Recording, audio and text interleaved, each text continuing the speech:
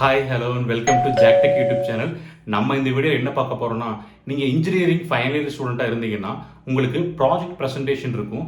அந்த project ப்ரெசன்டேஷனுக்கு PPT, அதாவது power point presentation எப்படி ரெடி பண்ணணும், அதில் என்னென்ன கண்டென்ட் எல்லாம் போடணும், அது எஃபெக்டிவாக எப்படி ப்ரெசென்ட் பண்ணுறது அப்படிங்கிறத இந்த வீடியோக்குள்ளே பார்க்கலாம். வாங்க வீடியோக்குள்ளே போகலாம்.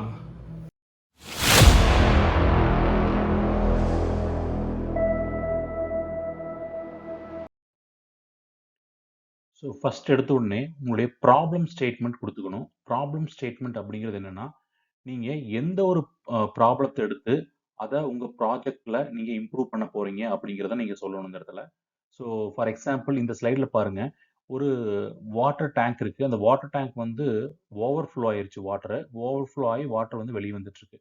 ஸோ இது வந்து நம்ம பார்த்தீங்கன்னா யூஸ்வலாக டெய்லி லைஃப்ல நம்ம பண்ற ஒரு மிஸ்டேக்கு. நம்ம வந்து வாட்டர் வந்து ஒரு லெவலுக்கு கீழே போச்சுன்னா நம்ம வந்து மோட்டர் ஆன் பண்ணி விட்டுருவோம். அப்போ நம்ம வந்து ஆஃப் பண்ண மறந்துடுவோம். ஸோ இதனால பார்த்தீங்கன்னா இந்த மாதிரி ப்ராப்ளம் வருது. ஸோ இதை வந்து நமக்கு ஒரு இண்டிகேஷன், நமக்கு வாட்டர் ஒரு லெவலுக்கு அப்புறம் வந்து ஒரு லெவல் ரீச் ஆனதுக்கு அப்புறம் நமக்கு இண்டிகேஷன் வர மாதிரி நமக்கு ஏதாவது ஒரு ஒரு ப்ராஜெக்ட், ஒரு சர்க்யூட் இருந்துச்சுன்னா, ஒரு எல்இடியிலயோ ஒரு ஒரு பஸரோ ஒரு ஸ்பீக்கர்ல சவுண்ட் வர மாதிரி ஒரு அலார்ட் அலார்ட் சிஸ்டம் இருந்துச்சுன்னா நம்ம வந்து அதை வச்சு நம்ம வந்து மோட்டரை ஆஃப் பண்ணிடலாம். ஸோ இது வந்து ஆல்ரெடி இருக்கு. நான் ஒரு எக்ஸாம்பிளுக்காக சொல்றேன். ஸோ இந்த அந்த வாட்டர் ஃப்ளோ வந்து ஒரு ப்ராப்ளம் ஸ்டேட்மெண்ட். அதுக்கு சொல்யூஷன் எப்படி கொடுத்துருக்கோம்னா, இதுக்கு ஒரு சர்க்யூட் டிசைன் பண்ணி ஒரு எல்இடி மூலியமா ஒவ்வொரு லெவலும் ரீச் ஆகும்போது நமக்கு இண்டிகேஷன் வர மாதிரி கொடுத்துருக்கோம். ஸோ இதை வந்து ஒரு ப்ராப்ளம் ஸ்டேட்மெண்ட்டுக்கான ஒரு எக்ஸாம்பிள். ஸோ ஃபர்ஸ்ட் நீங்க ப்ராப்ளம் ஸ்டேட்மெண்ட்டை எடுத்துக்கங்க. எந்த ப்ராப்ளத்தை நீங்க அட்ரஸ் பண்ணி அதுக்கு ப்ராஜெக்ட் பண்ண போறீங்கிறத கிளியரா இதில் போட்டுக்கணும். அந்த ப்ராப்ளம் ஸ்டேட்மெண்ட் வந்து பார்த்தீங்கன்னா, சொசைட்டில வந்து பார்த்தீங்கன்னா ஒரு பப்ளிக் பீப்புள்ஸ் வந்து நிறைய பேர் வந்து அதனால நமக்கு பெனிஃபிட் ஆவாங்க. அதை நம்ம அட்ரஸ் பண்ணா அந்த மாதிரி இருக்கிற ப்ராப்ளம் ஸ்டேட்மெண்ட் எடுத்து நீங்க பண்ணும்போது பார்த்தீங்கன்னா உங்க ப்ராஜெக்ட் வந்து நல்லா எஃபெக்டிவா இருக்கும். நெக்ஸ்ட் அதுக்கப்புறம் organisation of the presentation. So உங்க பிபிடியில் நீங்க கொடுக்க போற பிரசன்டேஷன்ல என்னென்ன கண்டென்ட் இருக்கணும் அப்படிங்கிறத நீங்க இந்த ஸ்லைட்ல போடணும். ஃபர்ஸ்ட் வந்து objective, introduction, literature survey, existing method, proposed method, result and discussion, conclusion and future work, list of publication and references. So first objective. So அப்ஜெக்டிவ்ங்கிறது உங்க ப்ராஜெக்டை நீங்க எப்படி பண்ண போறீங்க அப்படிங்கிறத ஒரு 3 பாயிண்ட்ஸ், மேக்ஸிமம் 3 பாயிண்ட்ஸ்ல புல்லட் பாயிண்ட்ஸ்ல வந்து நீங்க கொடுக்கணும். ஸோ பிபிடி போடும்போது வெரி வெரி இம்பார்ட்டன்ட். நீங்க கண்டென்ட் பேராகிராஃப் டைப்லயோ ஒரு எஸ்ஏ எழுதுற மாதிரியோ வந்துலாம் அதில் எழுதக்கூடாது. ஒன்லி பவர் பாயிண்ட்ஸ், ஒரு இம்பார்ட்டன்டான கீ பாயிண்ட்டை மட்டும்தான் பாயிண்ட் பை பாயிண்டா போடணும். ஸோ அதில் வந்து அப்ஜெக்டிவ்ல ஒரு 3 பாயிண்ட் போடலாம். அதாவது நீங்க என்ன பண்ண போறீங்க உங்க ப்ராஜெக்ட்ல அப்படிங்கிறத இந்த இடத்துல ஒரு கிறிஸ்பா சொல்லணும். ஸோ இதுக்கு நீங்க யூஸ் பண்ற ஃபாண்ட் சைஸ் வந்து டைம்ஸ் நியூ ரோமன் 24 வந்து 24 சைஸை வந்து நீங்க ஒரு ப்ரிஃபரபுளா எடுத்துக்கலாம். ஸோ இது வந்து நம்ம எல்லா ப்ராஜெக்ட் ப்ரெசன்டேஷனுக்கும் இந்த மாதிரி ஃபாண்ட் சைஸ் தான் அண்ட் ஃபாண்ட் ஸ்டைலு நம்ம யூஸ் பண்ணுவோம். இதுக்கு அடுத்தது இன்ட்ரோடக்ஷன். ஸோ நீங்க அப்ஜெக்டிவ் சொல்லிட்டீங்க. இன்ட்ரோடக்ஷன் என்னன்னா, உங்க ப்ராஜெக்ட்டுக்கு பத்தியான, அதாவது ஃபார் எக்ஸாம்பிள் நீங்க நான் இந்த இடத்துல நான் என்ன எடுத்திருக்கேன்னா, வாட்டர் ஃப்ளோ வந்து வருது. அதை நான் கண்ட்ரோல் பண்றதுக்கு என்ன பண்றேன், அதை வந்து இண்டிகேட் பண்ணி நான் யூஸ் பண்றதுக்கு என்ன பண்றேங்கிறத பத்தி ஒரு கிளியரா ஒரு ஒரு ஒரு இன்ட்ரோடக்ஷன் கொடுக்கலாம். ஸோ இதுலயும் வந்து பாயிண்ட் பை பாயிண்டா கொடுத்துக்கலாம். அப்புறம் இதுலயும் டைம்ஸ் நியூ ரோமன் 24 வந்து நீங்க ஃபிக்ஸ் பண்ணிக்கலாம். ஸோ இதுக்கு அடுத்த ஸ்லைடு பார்த்தீங்கன்னா லிட்ரேச்சர் சர்வே. லிட்ரேச்சர் சர்வே அப்படிங்கிறது என்னன்னா, இப்போ ஃபார் எக்ஸாம்பிள் உங்க ப்ராஜெக்ட் நீங்க ஒன்று எடுத்துக்கிறீங்க, ஒரு ப்ராப்ளம் ஸ்டேட்மெண்ட் எடுத்துக்கிறீங்க. அதுக்கு வந்து நீங்க ஒரு அட்ரஸ் கொடுக்க ஒரு ஒரு ஒரு ப்ராஜெக்ட் வந்து நீங்க பண்ண போறீங்க.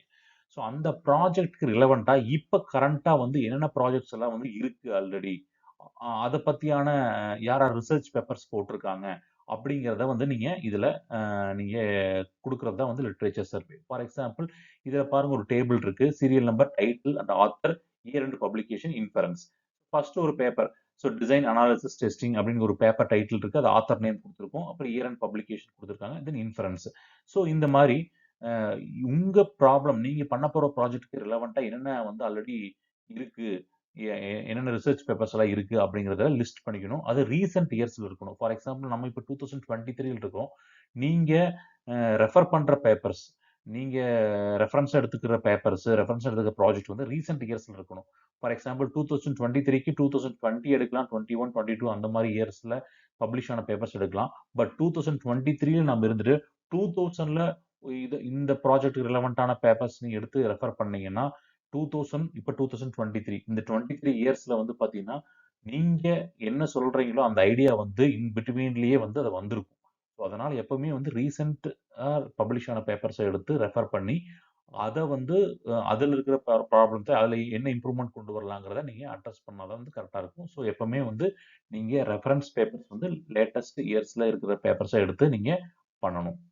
ஸோ இது வந்து லிட்ரேச்சர் சர்வே இந்த மாதிரி ஒரு ஃபார்மேட்ல இருக்கணும். சீரியல் நம்பர், டைட்டில், ஆத்தர், இயர்டு பப்ளிகேஷன், இன்ஃபரன்ஸ். ஸோ இதுல வந்து பார்த்தீங்கன்னா, மேக்ஸிமம் ஒரு 15 ரெஃபரன்ஸ் பேப்பரை நீங்க போட்டுக்கலாம் ரீசென்ட் இயர்ஸ்ல.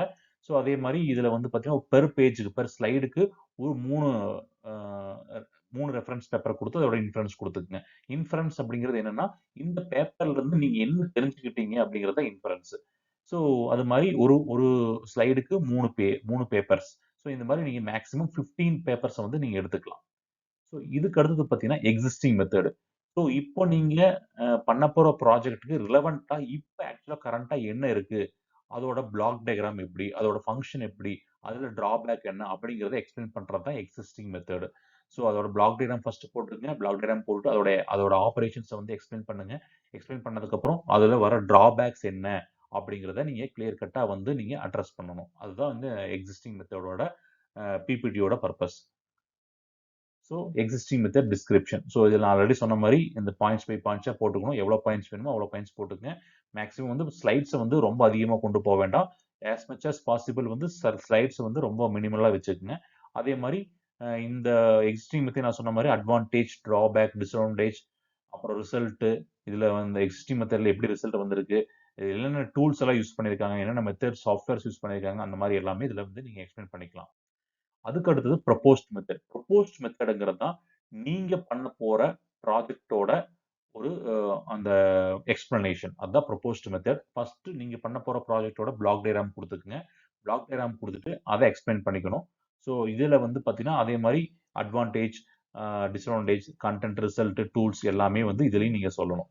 ஸோ இதுல வந்து எவ்வளவு ஸ்லைடு வேணுமோ அவ்வளவு ஸ்லைடு போட்டுக்கங்க. பட் அதே டைம்ல வந்து பார்த்தீங்கன்னா ஸ்லைடு ரொம்ப அதிகமா போகக்கூடாது. அதே மாதிரி ஸ்லைட்ஸ் எப்பவுமே வந்து பார்த்தீங்கன்னா நிறைய டிசைன்ஸோ, கலர்ஸோ அந்த மாதிரிலாம் எதுலையுமே இருக்கக்கூடாது. பியூர் ஒயிட் கலர் எடுத்துக்கிறது பெஸ்ட்டு. அதே மாதிரி ஒயிட் கலர் எடுத்துட்டு அதில் டிசைன்ஸ், கலர்ஸ் எல்லாம் நிறைய கொண்டு வராம ஒயிட்டை மட்டும் வச்சுட்டு கண்டென்ட் மட்டும் நீங்க போட்டுக்கணும். தென் ப்ரொபோஸ்ட் மெத்தடுக்கு அப்புறம் result and discussion.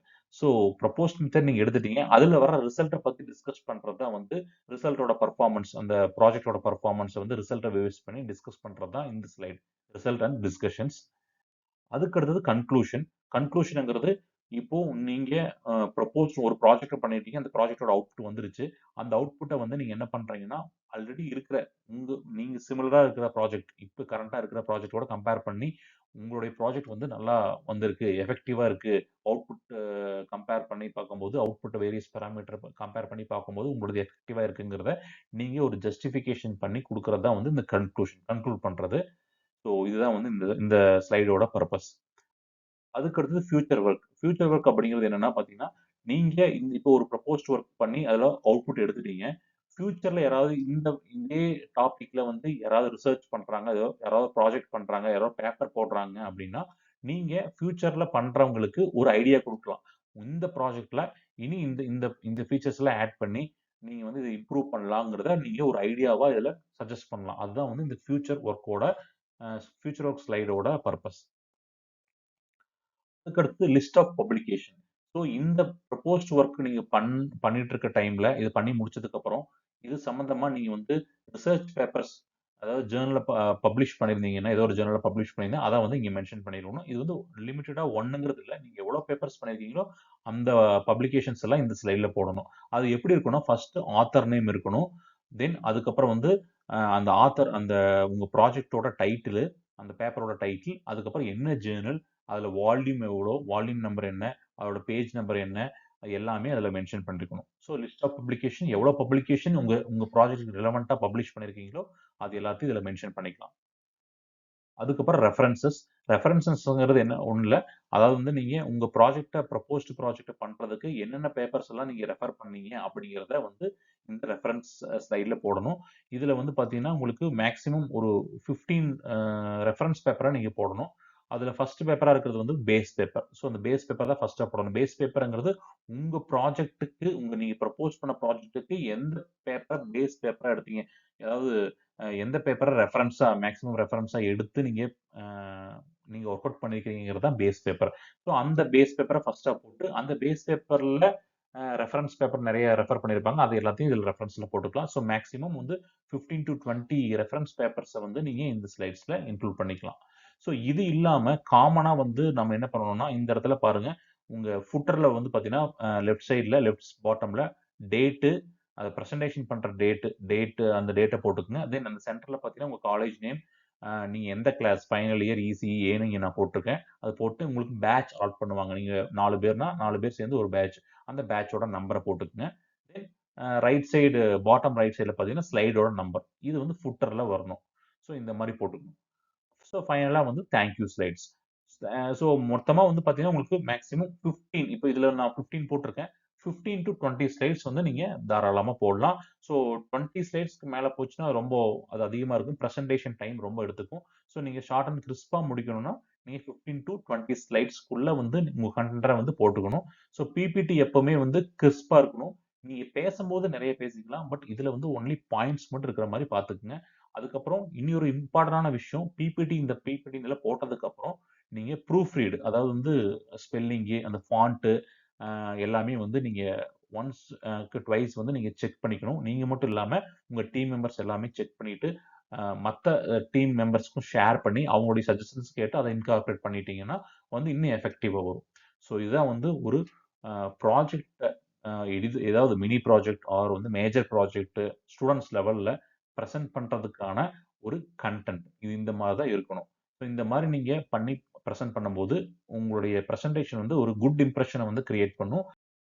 So thanks for வாட்சிங் இந்த வீடியோ. உங்களுக்கு இந்த வீடியோ பிடிச்சிருக்குன்னு நினைக்கிறேன், இது யூஸ்ஃபுல்லாக இருக்கும்னு நினைக்கிறேன்.